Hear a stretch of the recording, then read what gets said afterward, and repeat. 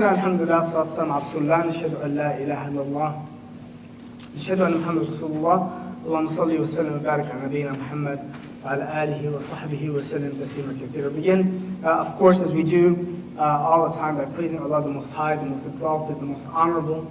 We testify to His oneness and His greatness, and we testify to the prophethood of His most beloved Muhammad sallallahu alaihi wasallam. Thank you guys for being on time. I appreciate you guys being here. Today, inshallah ta'ala, I know we didn't meet last week. I think it was my fault for mixing up the schedule. We were supposed to start every other week from last week. So inshallah, we'll be every other week moving forward. And we kind of put the dates, if you guys are on the group, I kind of updated the dates and the flyer. And hopefully, we'll make sure to market it well. Last time we met, we spoke about the young age, or when the Prophet Muhammad was a young person, and some of the important lessons we learned that are important for your development, and we focused on social pressures. Do you guys remember some of those discussions? So I'll go through them very quickly. So first we talked about different things in the life of the Prophet when it has to do with age. So can you remember some of the important events before he was a teenager, before he was a youth, and after his birth? Do you guys remember some of the important events? Any important events? Remember what we touched base on last week? Anybody?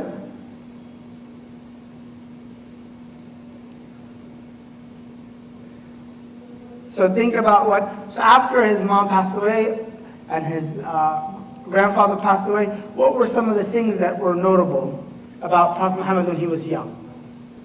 If you guys remember.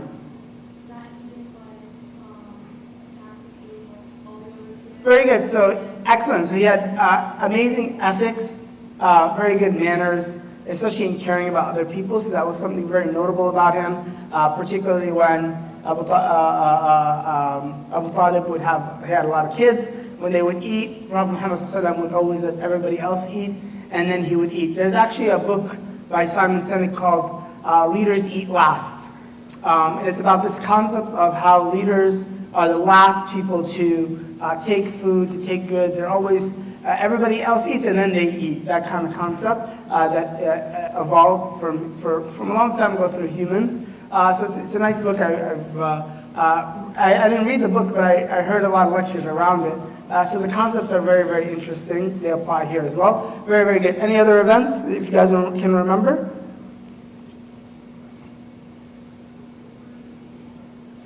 So, okay, very good. So obviously the importance of his ethics, again, his lying, very, very good. What other things in ethics? Remember, there was a story of him working. You guys remember when he was working as a shepherd? Yes, we talked about a little bit about the wisdom behind a shepherd, the importance of taking care of others. Very good. So there's responsibility. We're going to talk about that a little bit more today. What else? Do you guys remember the story with the rocks when he was carrying the rocks? That was when he was a young, pre-teenage years. Yeah, a young boy when it was very common for the Arabs to expose themselves, kind of, be naked in public. And the Prophet kind of refused to do that. He wasn't, falling into social pressure. So we emphasized last week on this concept of social pressures, right? And we focused on 4 things. We said Prophet Muhammad, his faith, he didn't fall into social pressure, right? So everybody believed in idols. Prophet Muhammad never ever bowed to idols, never worshipped idols, never believed in the power of idols at all, right? So he never fell into that pressure. Number 2, he didn't fall into social pressures, like parties that he went to, and Allah didn't allow him to experience the party. Obviously party with drinking and things that are going on, not a normal party, but a party where things that are evil or are not good that are going on, so the Prophet didn't experience them. Obviously when he was a young person, his manners with people, his honesty, his integrity, having others eat, even when he was young, and obviously this concept that he was very, very fair to people, and we're going to emphasize on that today, is ideal justice. So when he became a teenager, it was very, very prevalent, it's important, you see how his responsibility grows. That he grows as a young man at a very, very young age to take on the responsibilities of treating people fairly, treating people in a just way, etc., etc. Very good. And then we emphasized on social pressures, if you guys remember, right? We talked about things like social pressures, how to evade social pressures, right? And we emphasized on the concept of always questioning why do people do this? Why do I believe this? Why does everybody believe this, right? That very, very important thing of coming to your own conclusions about lives and beliefs. Knowing how to say no to certain things. If you don't believe in it, it's not a part of your convictions or your morals.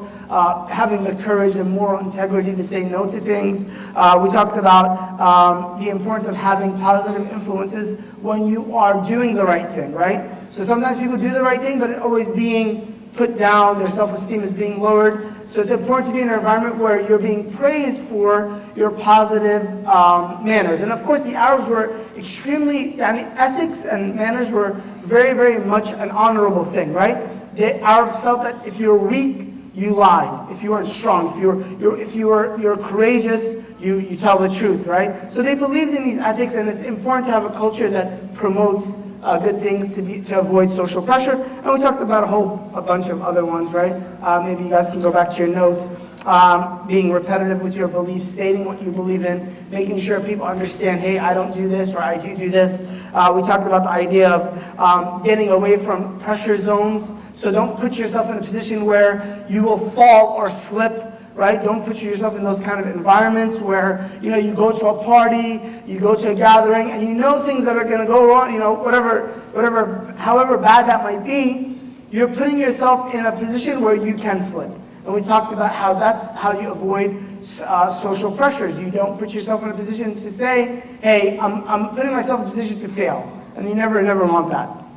And some other things that we discussed, we recorded that lecture, so you guys can go back to it. So for today, inshallah, we're emphasizing on the years of youth. So when the Prophet said from the age of 14 until around the age of 25 to 30, right, when he was a young man.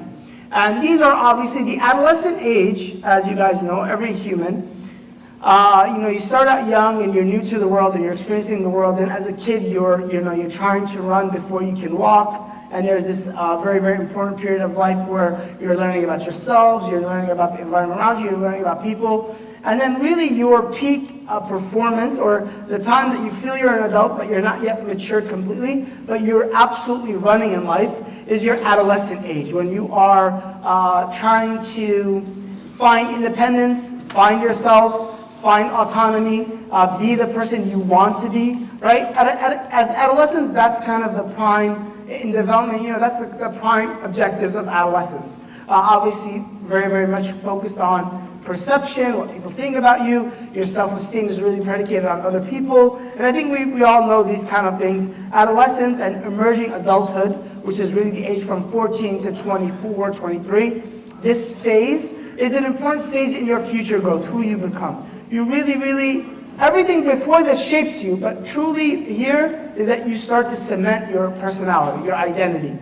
And you start to really know who you are in the world much better, right, in these years. So these years of the Prophet ﷺ are very, very important, and there are some things that are emphasized upon. But before we start on that, I really wanted to, before we initiate this discussion and talk about the youth years, and there's some really, really important events, I think I want us to understand how this can apply to us by us putting ourselves in the setting of the Prophet ﷺ. 14, 15, 17, 19, 22. What is your understanding of the world? Like, how do you find yourself, or what is your role in the world? And really one of the things we find is that the Prophet ﷺ focused on solutions to the problems that he experienced in the world. Even at a young age, he is a solution. He's a person that's finding solutions. He's finding answers to people's problems. He is analyzing situations and trying to come to the right conclusions. So for us, I was hoping for a bigger group, but that's okay. How do we understand the world's issues today and how we solve them? And what solutions do we offer? So, some questions. First, what are the biggest problems in our society today? So when I mean our society, I mean like the United States, 2017, October. What are the biggest problems in society that we're experiencing today? Go ahead. You guys tell me. Okay, explain.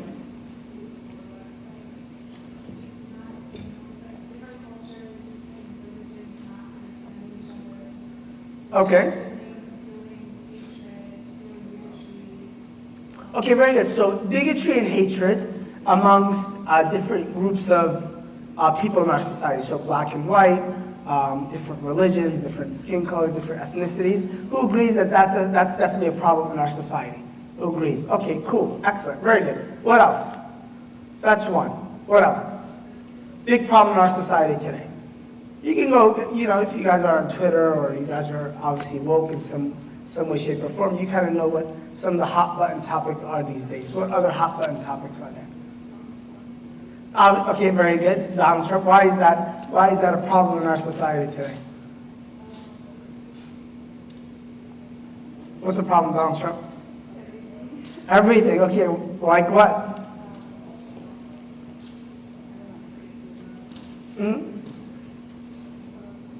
So she mentioned the racist thing.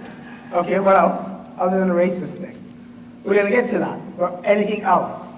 What are the problems that are arising, even from Trump and the presidency of Trump?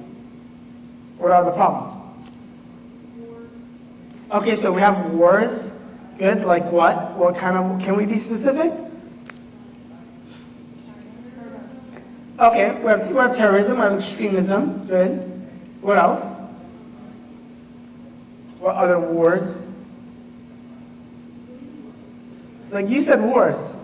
Like who's fighting? Okay, Syria. Where are there wars right now in the world? Russia? Okay, Ukraine. You want to say, okay, cool. Syria, for sure. Where else?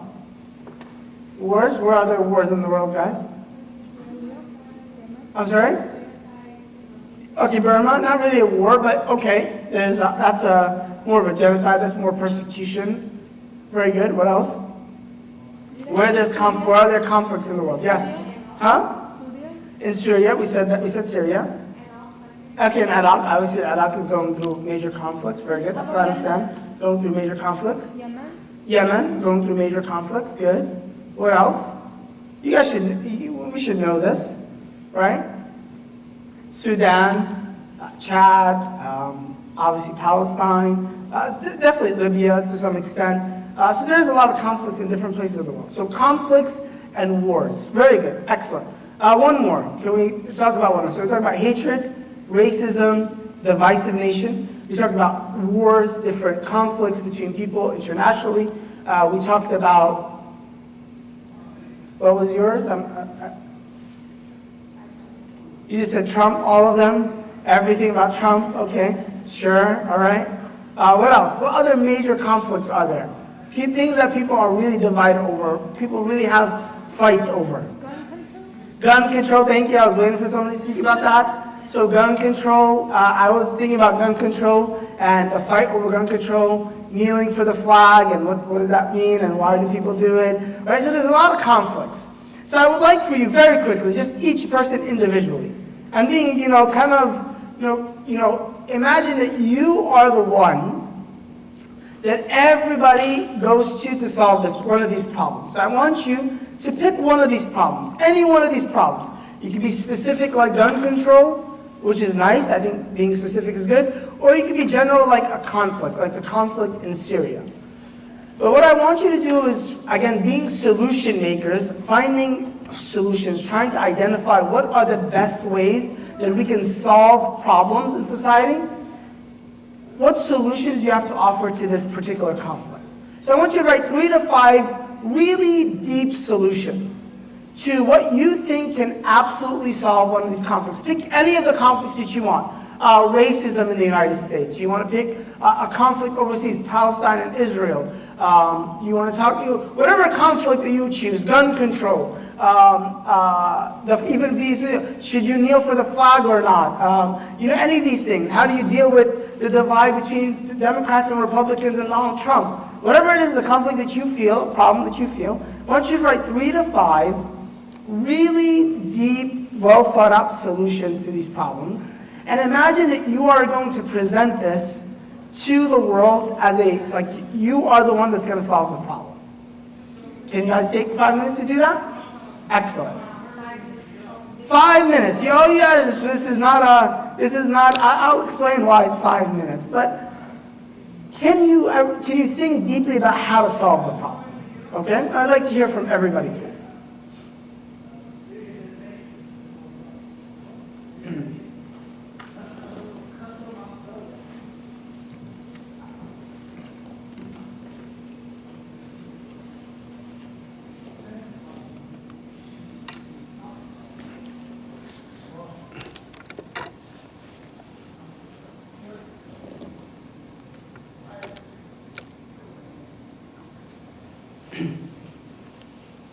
All right?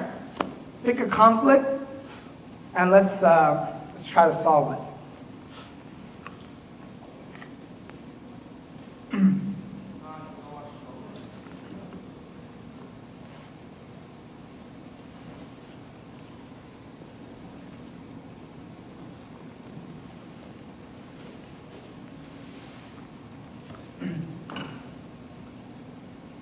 3 to 5 really good, your best solutions to how we can solve this problem that I can present to the world right now today that they can implement it. Right? It's supposed to be a lot of pressure. One solution. And again, identifying a good problem, specific, very clear in your mind what the problem is. The more you know about the problem, obviously the more you'll be able to solve it. So pick a problem you're comfortable with or you're well versed with.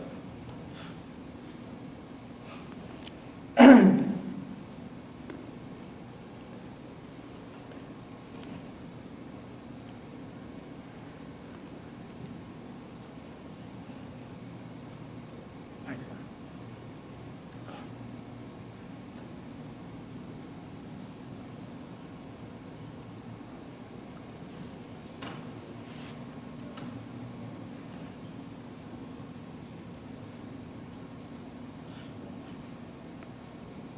Right? 2 more minutes.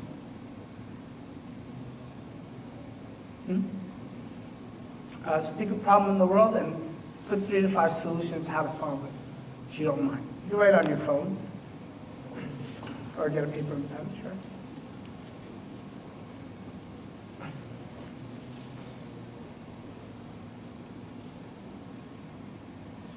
All right, 1 more minute, because I need time for us to discuss this.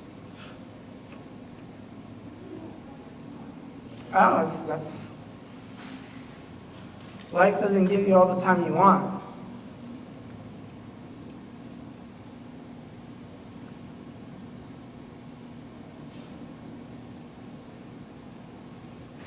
Okay.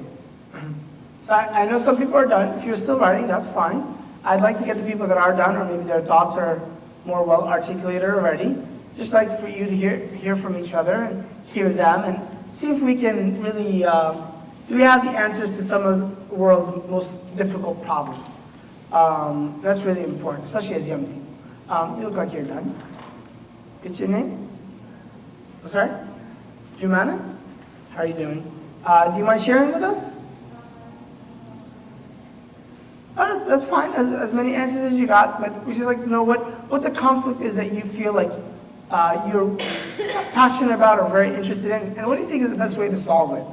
By the way, whether you solve it or just how to solve it is more of what I'm focused on. Yes, go ahead.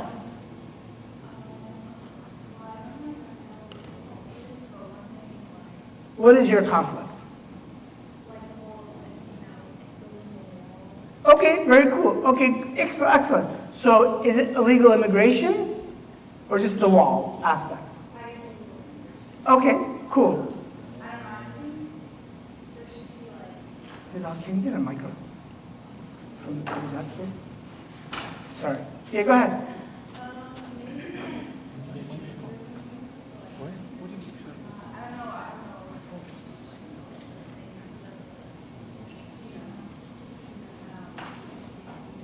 So instead of keeping people out, you want to make it easier for them to stay in the U.S. Okay, cool. How would you do that? So your solution is, let's make it easy for people to stay, right? Okay. Okay, encourage them to stay, not try to force people out. Okay, but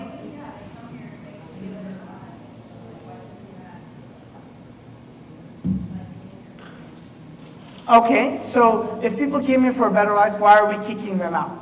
What if people say, so how do you explain that concept to somebody that believes, hey, this is our country, they're not allowed in here? If it's not done the proper way, the right way. Do you mind giving her the mic, please, Nathan? Yeah, we just want to make sure we hear you.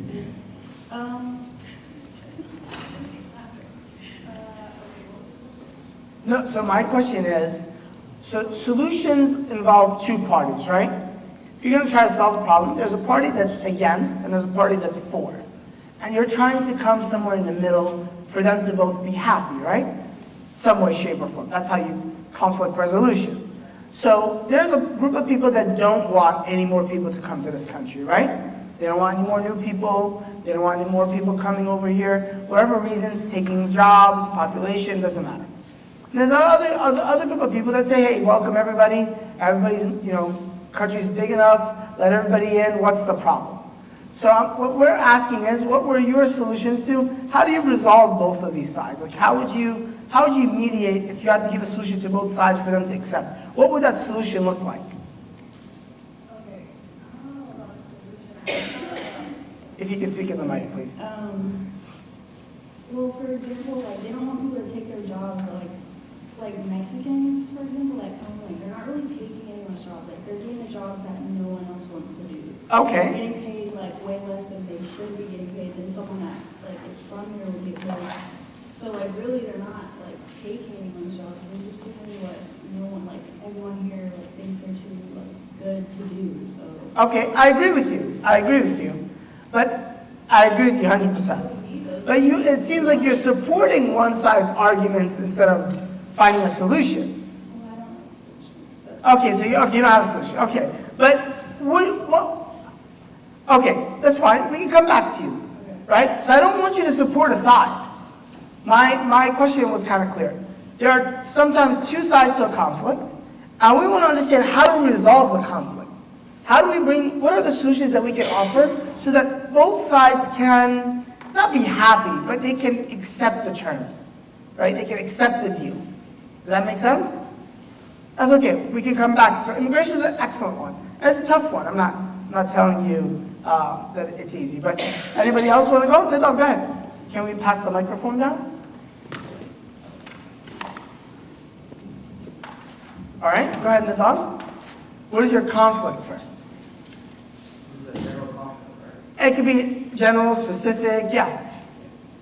The increase of the unfortunate. The increase of? The unfortunate. Okay, so the poverty? Sure. Okay. So Homeless people. Okay, homelessness, good. All right. So what's your solution for people that are homeless or the large number of people that don't have homes? Getting people to help more with providing things for them. Okay. Food, all that stuff. So getting more people to donate? Yeah. Okay, all right. Open more shelters. Open more shelters, okay. Give job openings to these specific people. Okay, help create jobs for them? Okay. Start financing programs for them. Okay, what kind of programs? Finance. Or start to teach them about finance? Interesting, why? So they can know how to save their money and use it on smart things. Okay, very cool, okay. And that's it? Okay, that's pretty good, excellent. So the problem of homelessness, so he's going to try to figure out a way for people to fund, to donate or support, probably to an organization, etc. He wants to have more shelters that are in the community. You want to have skill training, particularly on finances, teaching people how to be fiscally responsible. All right, very good, excellent. That's not bad, very, very good. Anybody else? Ladies, anybody want to share? I'd like to hear everybody if we can. Nadal, do you mind passing the mic? Very quickly. Any conflict and what solutions do you have? All right, great, at the end. Hi everybody, my name is Abiyad. So since we were on the topic earlier about gun control, Okay. I'm not very familiar about current regulations, but what I was thinking was to go with really strict regulations. Like I'm not a big fan of guns, but Okay. to You're in the wrong state, by the way. I know. Yeah. didn't choose this date, but okay. Okay. So basically, like anyone, like I don't think anyone should get licensed unless like maybe like an officer in the military now. We know there's conflicts with those, but we're just gonna kind of keep it at that. Okay. Kind of not let, I wouldn't let anyone purchase or get licensed. Okay. Can't carry guns for fun. Now, I feel like if you go to a gun range, I feel like with supervision, I feel like that would be okay, but kind of just making the rules more strict and like asking, why do you want to purchase a gun? Like, what are you going to do with it? Or I know in Texas, people can carry, right? Open carry, Get yes. rid of that. You know? Okay. Just because you can't trust a person. You don't know when, I don't know, you don't know when someone's just going to go ballistic and just, you can't. Okay, so what about people on the other side though? So again, that's very good. Jazakallah khairan. That's not bad. That's very good. But that seems like you're very much taking one side, right? Yeah. So what if somebody's on the other side though? What if somebody says, "Hey, Second Amendment says I'm allowed to have a gun. You can't regulate my guns. I can have as many guns as I want. If there's a bad person around, you need a good person with a gun." So how are you compromising with somebody like that? If they're a good person. With your solution. I feel like if they're a good person, continue to be the good person. And okay, so what's your definition of good? What's their definition of good? They're saying they're good. I don't know. No, you're offering the solution. So you're saying only good people can have guns. You're fine with that. No. You're not fine with I'm that. saying if you're a good person, then put the gun down. I feel like you're saying you're good, so then why should you think you should carry the gun, right? Because when a bad person has a gun, a good person can stop him. But no one will have the gun. Even the bad person wouldn't with these rules, right? But they will say bad people will always get guns. They don't need rules. They'll break the rules to get them. Right? But it would be less people getting guns, so at least would minimize the likelihood of that happening. Okay. I mean, we're decreasing. It's not going to completely... What if they tell you some of the biggest gun murders in the U.S. are in cities that have the strictest gun laws already? Like Chicago, like New York, like LA. There's already really strict gun laws there, but people get shot a lot. People get killed a lot. So what's your solution to that?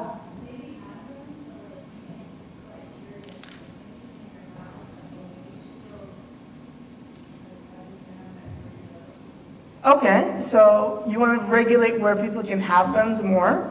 Okay, okay. Just at a gun range. Only at a gun range? Okay. But what about the Second Amendment that says anybody has the right to bear arms? Okay. I don't know. All right, it's good. It's good. It's just just thoughts. I feel like. No, great. That's great. That's great. But that's excellent. And we're trying to stir the pot a little bit. But it's always important to understand, again, when you're conflict resolution or finding solutions to problems there is a problem. There's multiple sides to a problem. And we're trying to come up with a solution that everybody can agree on, right? So if everybody agrees on it, is everybody okay with it? Right? You can move forward. Everybody can implement it. We're agreeing on rules, right? And that's why it's hard. It's not. It's really hard. We're not solving this, right? Very good. Anybody else want to go? Samira, go ahead. What was your conflict? So I actually chose like world hunger / homelessness / poverty. Okay, as cool. well. And I guess I like the idea about finance, like having courses for finance, and I had something like similar. But I was thinking like mobile shelters, like shelters that are movable to go to different homeless populations, like really prevalent homeless populations, and providing the resources. Maybe letting a few families like live in these various shelters until they're stable enough, like they would live there for free for like maybe 3 weeks or something, and they would get resources they need to maybe have a job, to get a job, or become stable, like for a certain period of time. And this is kind of the idea I was playing with. Okay, very, very cool. Excellent. Would there be any resistance to this? Possibly with, I don't know. Like tax dollars? Tax dollars. Like people like, why are we spending too much time on people that have no hope, or what would you say to that? I think if it was using tax dollars, then I do think as a nonprofit, people would be willing to donate. Okay. Because then they can write it off on their taxes. Okay. So you're gonna go for the, like, hey, just donate the money and then we'll write off taxes, and that way, obviously, you're helping the society out. All right, good, wonderful, very good. Jazakallah khair, guys. Excellent. So wonderful, wonderful. Again, I was hoping maybe we would do more group work and have more time, but it's really important. I'm sorry. Oh yeah, go ahead. Bismillah. Go ahead. Okay, so I chose tolerance of differences, Okay. and my first solution was to not ignore discrimination when we see it clearly. So, like, especially in schools, or, you know, especially when it's related to kids, like, we need to figure out why is it that they're behaving the way that they are, why are they treating people who are different than them the way they are. So I was thinking maybe, you know, you should acknowledge the situation, you should address the problem, and you should try to talk it out with them, like, ask them, why are you behaving the way that you are? All right. You Good, know, so just- dialogue, discussion, Yes, teaching youth how to understand different people, how to change their mindset or stereotypes of different people. All right, very good. Don't worry about it. Yeah. Okay, very good. What So else? like make it maybe a talk group, like we can put all the kids that we feel like they're like showing behavior like that they're discriminating against other people because of their differences, like we can put them together and we can, you know, talk about it and, you know, stuff like that. Excellent, wonderful. What else? And then the second solution would have been like to encourage, and a lot of companies do this, like encourage diversity, and schools too, and like in all aspects of the community, like in jobs and companies and schools and everywhere. Like you always try to like group people with different backgrounds together in clubs and Hire different people, Yes, make hire. sure the teams are diverse, Yes. make sure people are interacting with one another. Okay, like I excellent. work in JCPenney, and I feel like they have a very inclusive community. Like there are Interesting. people from everywhere, and you know it's just a very accepting kind of community. And I feel like that's amazing. You know, so it's good if like a lot of companies can adopt that kind of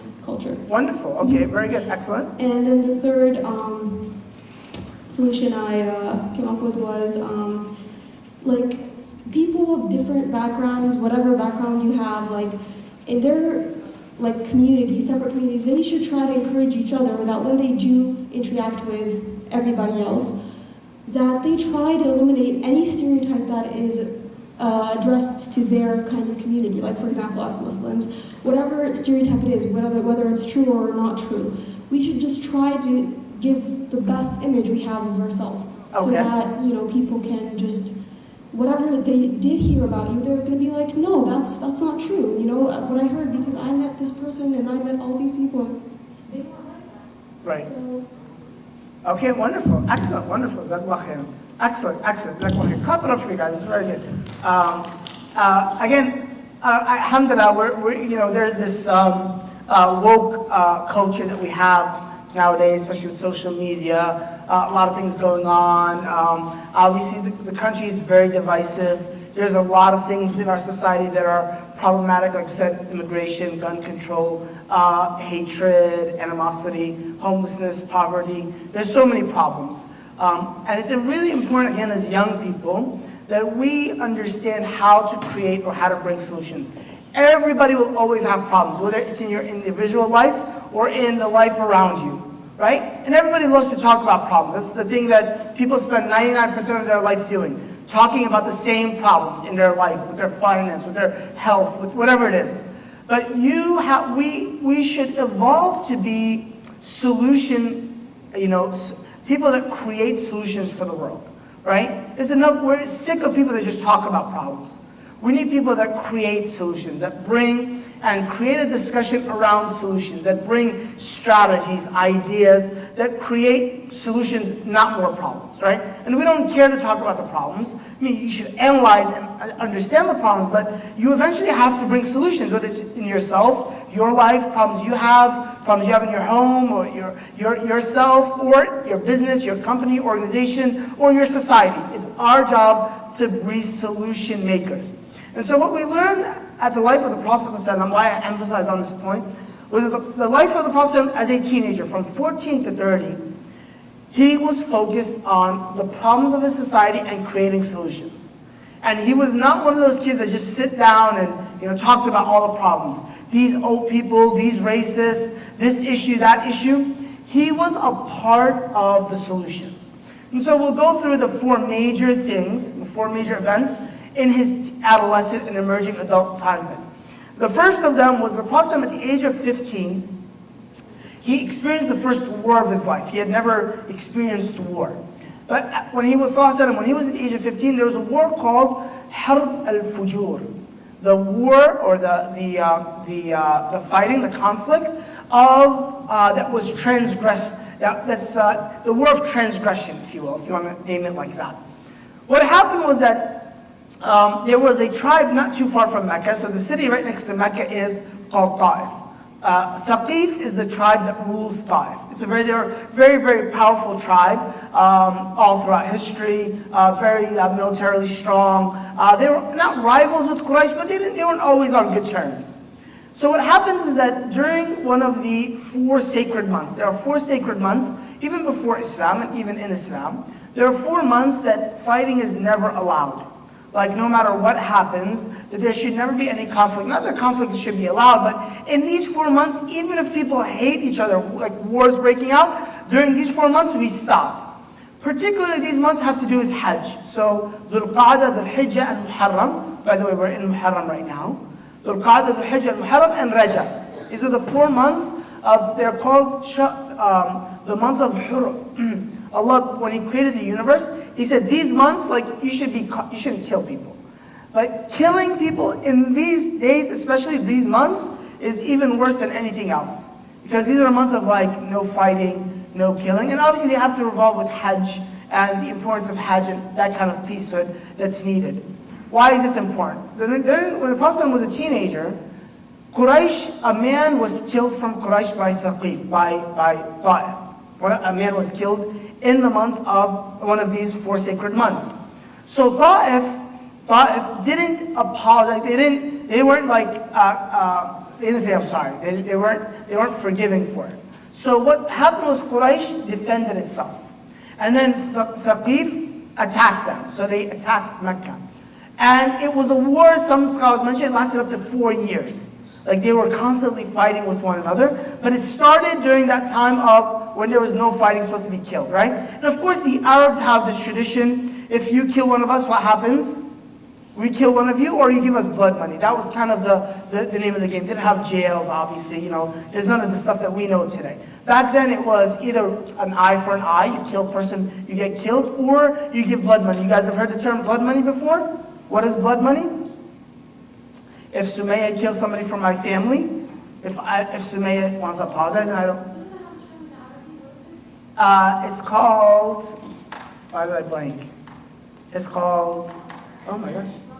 Yeah, I forgot the term. I blanked out on the term. I didn't write the term here. I'll think of it. Fidya, very good, right? Well, fidya is more... I don't think it's fidya, because fidya is like kafara, right? Fidya to ta'am miskin is like when you don't fast Ramadan. So I thought of fidya as well. No, it has another term. I'll remember it. But anyway, if you killed somebody from my family, let's say you killed somebody, that had, they were bringing a particular income, they were helping in some part of the family, what you would do is like a lawsuit.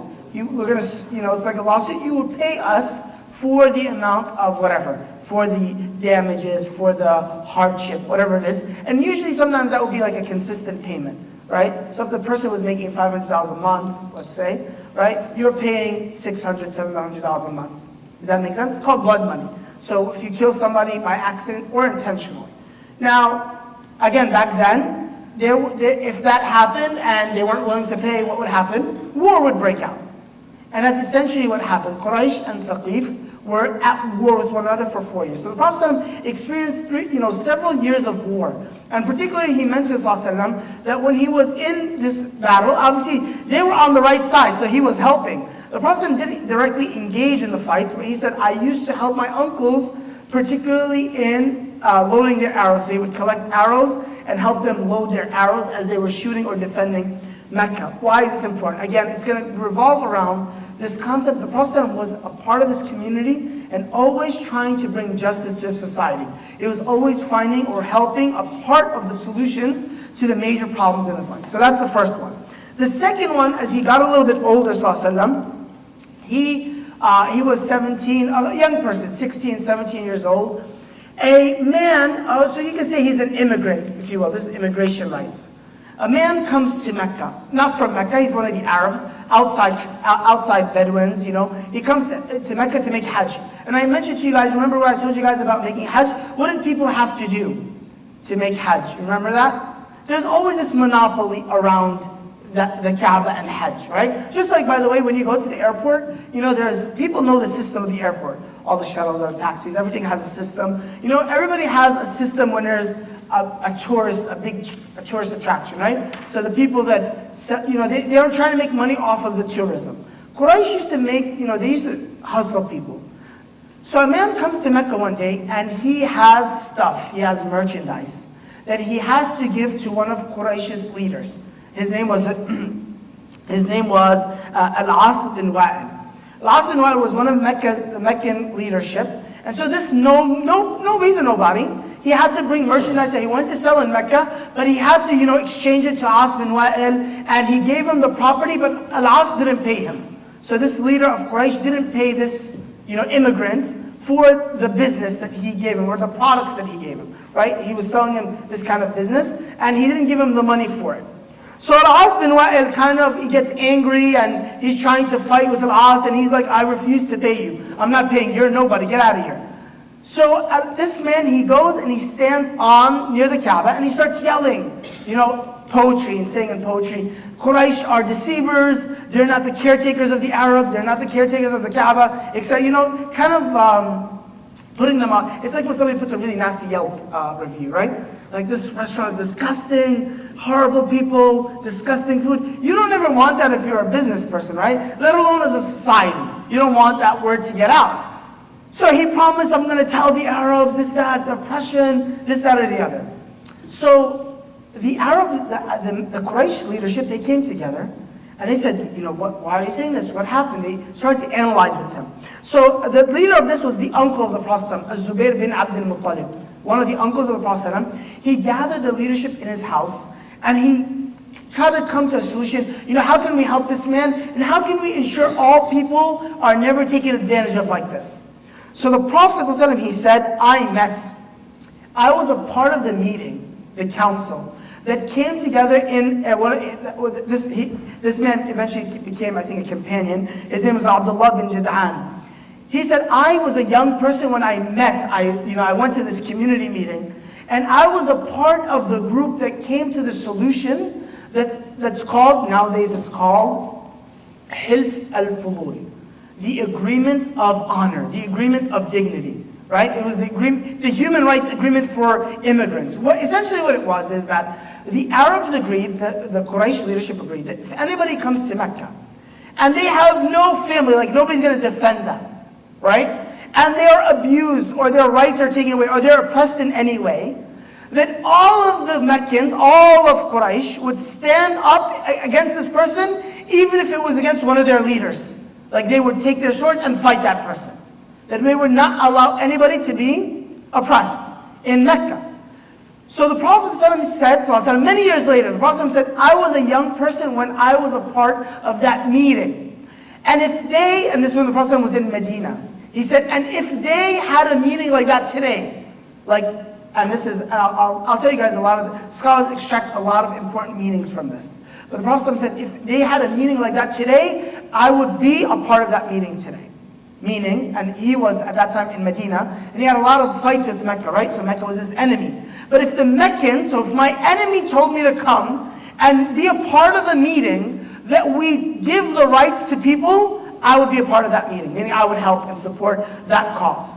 Hilf al-Fulul is one of the most, it's a very, very important moment in the life of the Prophet. Again, he was a teenager, and he was a part of this council, bringing this solution, and a part of the people that would enforce it. So they actually went to Al-As bin Wa'il's house with their swords drawn, and they said, you give this man his property, or we kill you. And of course he ran into his house, got all the merchandise, and gave it to this man. But they protected the rights of, essentially, immigrants. Does that make sense? Like, they're Arabs, but they're immigrants compared to those in Mecca. That had never happened in the history of the Arabs before, right? That's a momentous occasion in the society of the time of the Prophet ﷺ. I'll get to some lessons about this a little bit later. The third of them is the Prophet ﷺ also, he, at the age of 20, he really dedicated himself to being a business person. So again, Quraysh had, right, the trip to the north in Syria, and the trip to the south to, where was the trip south in the winter? To where? Where was it to? So, رحلة الشتاء والصيف is what? In the winter you go south. Where's south? Yemen. Right? The ports of Yemen. And in the summer you go north to Asham, Syria, Palestine, those areas, right? So that was رحلة الشتاء والصيف. We talked about this, right? When we discussed the society of the Arabs. The Prophet ﷺ at the age of 20 becomes a business person. So Abdul Muttalib is very poor. Prophet ﷺ decides to become a business person and travel frequently. What he noticed is that people in business were very slimy, right? Very sleazy. People are, when you walk in, you go to buy a car, you go to buy a phone, you go to buy something. What's the first person you notice about the person selling you? Quickly. What's the first thing they're trying to do? What's the first thing they're trying to do? You walk into Costco, you walk into Best Buy, what's the first thing that somebody's trying to do to you? They're trying to sell you. So first, what are they trying to do? They're trying to get your attention. Excuse me, ma'am, excuse me, sir. Are you interested in buying? Like you walk in, you just want to buy shoes. The first thing, excuse me, can I help you? Like they're trying to get your attention, right? First thing.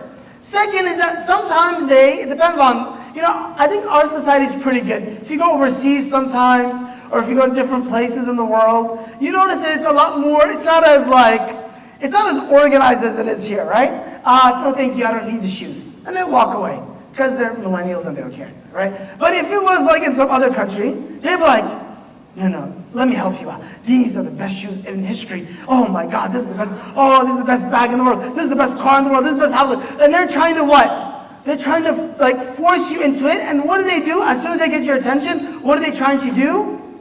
What do? To any product, what do they automatically do? They tell you all the good things about it, but what do they do when they're telling you that? They're usually exaggerating, not telling the truth, making it better than it is, right? So that's the culture of business, especially when you want to sell something, like I'm trying to sell, right? That's how I make my money, that's how I make my life. So it's not very nice, it's not a very easy, it's not a very ethical, livelihood. I think in capitalism we realize that too, right? People are not very ethical when it comes to selling you something. So the Prophet ﷺ realizes that there's this bad culture in the Arabs that they're kind of, especially when you go to other towns, other places, right? They don't know you, your reputation of your honesty. You're just trying to sell. Like, these people, they don't know you. So the Prophet ﷺ begins to be a very ethical business person. So he's known to be extremely ethical. One of the stories is that he went to Syria and he told a man, there's no cell phones, right? There's no clocks, right? There's no calendars. What they used to do is like, hey, sir, I want to buy something from you. Okay, great. When can we trade it? Okay, listen, I don't have the money now. I'll bring you the 3 sheep in 2 days. I'm going to go get the 3 sheep, and I'll pay you for your silk in 2 days. Okay, great. So what happens is like, the Prophet tells, in this example, Prophet Muhammad tells this man, I'll meet you here in 3 days. Right? Or I'll meet you here the next day. I'll meet you here tomorrow. This place, tomorrow. The guy says, okay. So the man, he leaves, and he doesn't come back one day. The Prophet goes there and he waits. 1 day he doesn't come. 2 days he doesn't come. 3 days he doesn't come. The 4th day the man comes back to the spot, and who's waiting there for him? Prophet Muhammad ﷺ. He didn't move. He's like, bro, what's wrong with you? You said you're going to be here, and I've been here waiting for you. The Prophet ﷺ was extreme in keeping his word and telling the truth and being honest and making promises and keeping them as a business person. So his reputation started to get noticed by many people. One of the people that noticed him in Quraysh, Mecca, was a woman named Khadija. Khadija would be, and we'll talk about Khadija and the Prophet's marriage in 2 weeks. But Khadija was at that time the most wealthy woman in Mecca. So she had the largest enterprise in all of Mecca. She had multiple people working for her. So she had multiple products. So she was selling multiple things. And multiple people would take caravans for her. Right? So historians mention that she was the richest person in Mecca at that time. Right? She had the biggest business. So she started to recruit this honest man that everybody was talking about named Muhammad. And of course, what she did wasn't just recruit him, she made him slowly into her main seller, like her main executive, her CEO, right? So the Prophet began slowly and slowly, he began to be the person to take her largest products, her largest caravans, and sell them. And he, ﷺ, would bring her so much in return, like he made her the most money, that she would pay him more and more each time. So he would make a lot of commission off of her because he was the best at selling.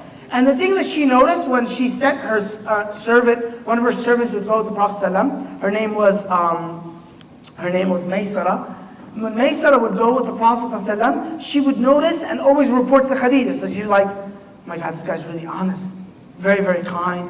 Cares about people. He's always working for the betterment of people. He's always helping people. He never asks for help. He never wants anybody to help him, but he's always helping people. So she's telling her about this, and this will be really important, obviously, when we discuss how the Prophet gets married.